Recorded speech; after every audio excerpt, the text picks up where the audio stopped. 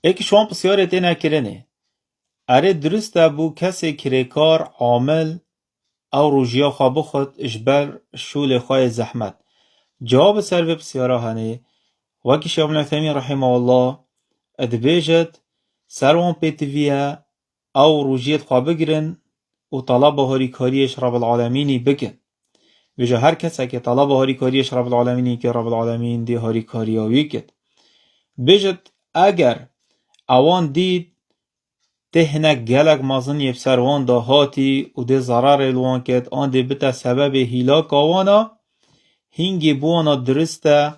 او روژیا خواه بخون وکی ضرورات. بس نه هما ایک بیجت از پچه تهنی بیم از روژیا خواه خون.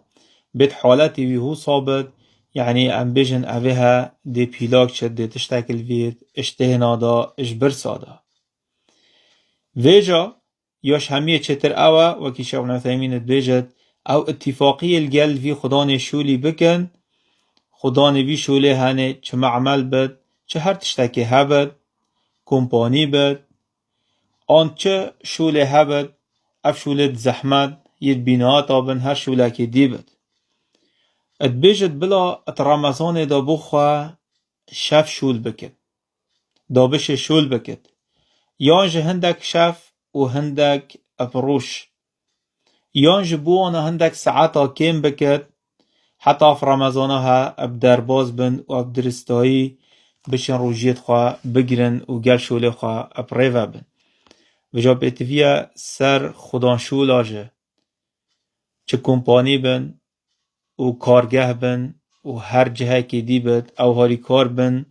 گلوان عاملت هنه چونکه اف عاملت هنه بسلمانن اوان جدویت روجیت خواه بگرن و بمرتاحی بچن ناف عائله خدا و وی روجیت ها بورین. هروسا اگر کری کاره که های نشد روجیا بگرد و وی شوله هنه بکد اگر شیان دا هبد شیان دوی کری کاری دا هبد بلا و رمضانا هنه آن هر رمضانا که هبد بوریند بکو او شول بکد اگر نشیا شول بکد نشیا به شول پریوه ببد جیانا خواه هینگه بلا ریکک دی بخواب کار بیند محاوله بکد دین بکد وکی زانات بیجن بلا بخواب دین بکد پشتی رمضان اگر شیان هبد دین خواه بدد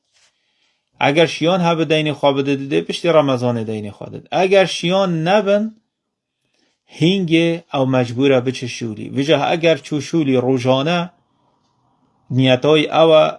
او ده پروژی بد و ده پاشیوا خواه خود و ده چه شولی حتی شولی دا بزاند وکی ضرورات ده نفسای پیلاک چه هینگه بوی هیا بخود نه اما دست بی که المال اما ده روژیا خواه خود و چه سر شوله خواه اف چنده ها چه نابد حتی انسان وکید بیجن تنگاف نبد هنگی چه نابد روژیا خواه بخواد